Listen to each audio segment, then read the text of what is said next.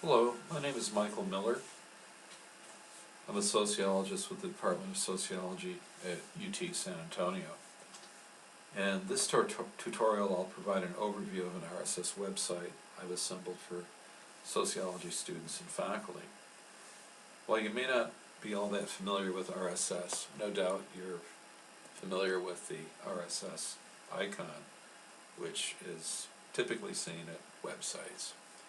RSS has been around for at least 10 or so years and is a pretty basic function on most websites today.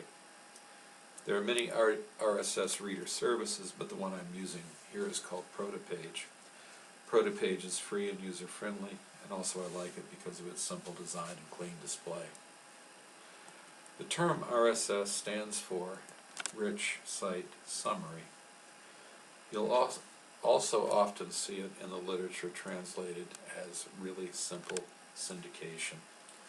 RSS is an extremely useful technology that allows content of any sort to be automatically forwarded to users from content distribution sites. Using RSS means you can stay abreast of emerging content, such as that from news organizations, journals, or bloggers of your choice, but without having to constantly visit them to see what's new. So, in a nutshell, through RSS, content comes to you. You don't have to go to it. Establishing an RSS collection, such as the one I've assembled, involves three basic components. First, the content providing website with which you hope to align. Located somewhere on that site, its RSS feed, and then your RSS reader. So for a given website, let's take for example the Sociological Cinema, which by the way is an excellent collection of sociologically relevant video. We find at that site its RSS feed, which will usually be indicated by the orange icon located somewhere on a site. We click on that icon and then copy the URL, and then we link that feed URL to the RSS reader, in our case, Protopage Sociology UTSA. Now I'll not be going into the precise mechanics of linking feeds from the content providing website to the RSS reader, since that's a tutorial in itself. Besides, I'll be handling that with this RSS collection anyway.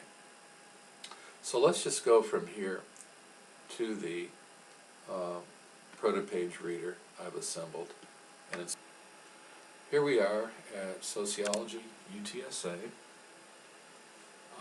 It consists of a start page, which we're on right now, a number of different content areas, including sociology journals, teaching sociology, theory, methods, statistics.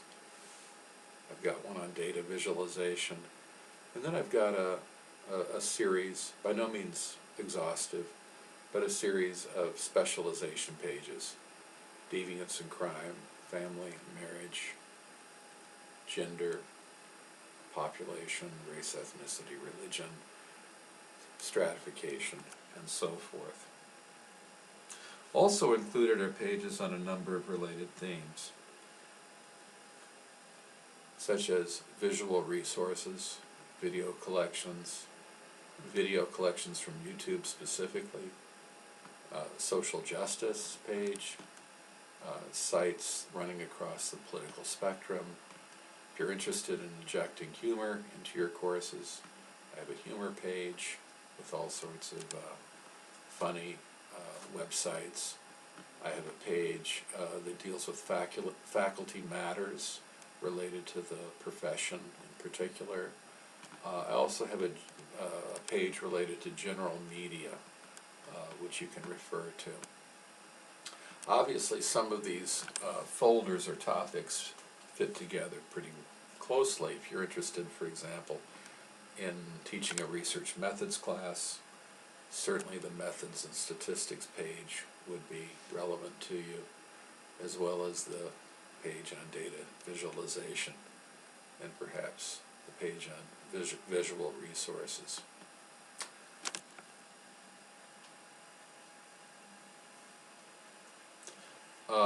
Each of these box-like displays, they're called widgets, is from a content provider.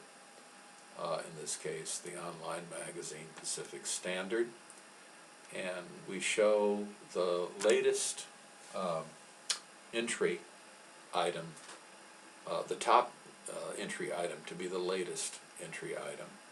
So Newton's needle on scientific self-experimentation was recently just added. Just before that, commercializing the counterculture and so forth. By scrolling along the widget, down on the widget, you can review the items listed in that widget. I have it set at 20 back items at the moment. Clicking on the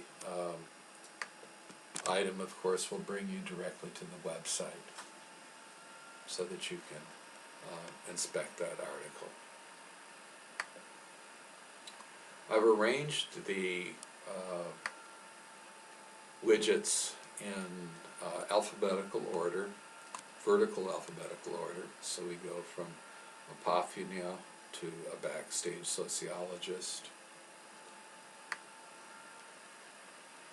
to backstory, Chris Uggin's blog, sightings and sightings, and so forth. Generally in the upper right hand corner I'll have two news feeds, one from Google News and the other from the New York Times. And again, I've consistently located them in the upper right hand corner for purposes of simplifying location. Also typically in the upper left hand corner I'll have static web pages included. These static web pages are not RSS feeds as such, but they allow users to access relevant online material. I've found the Sociology Journals page to be very effective in providing timely updates about journals. Keeping abreast of the journal literature, I think, is a pretty difficult task. And we can see that publications are listed in a variety of ways. Sage Publishers does a great job in working with RSS. It has a number of different options. Two that I really like is the online first option, which provides all preprint articles. Another option that I really like is that related to recent issues. That would include not only the current issue, but then back issues going back several, probably several issues as well. Other publishers don't do such a good job. Wiley, for example, claims it has an RSS function, but I've not really been able to make it work.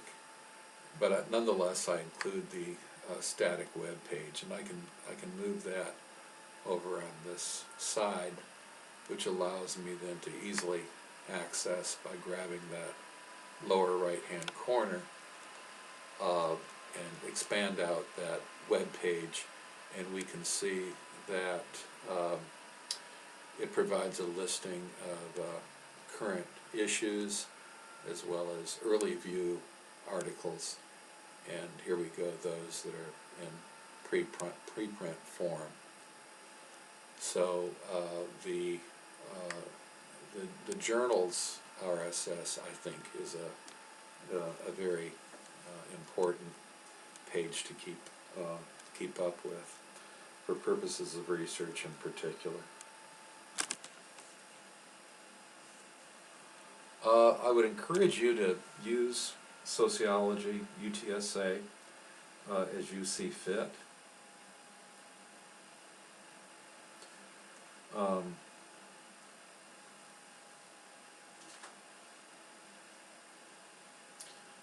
In turn, I would welcome receiving information about any additional sites that I have not included here that you've found of value.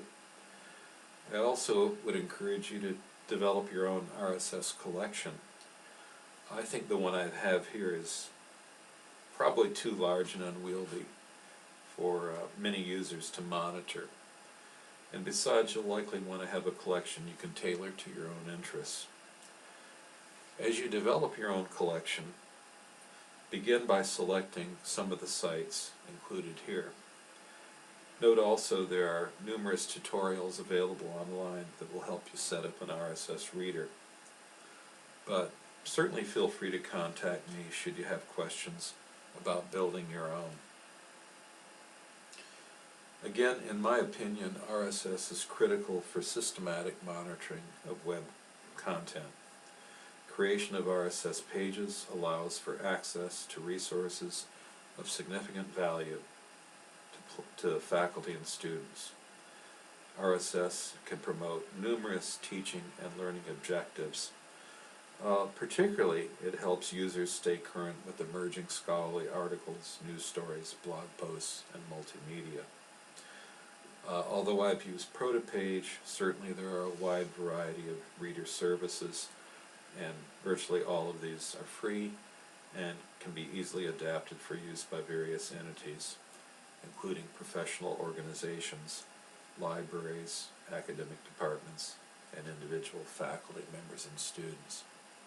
Again, if you have any questions considering that which I've discussed today, please feel free to contact me.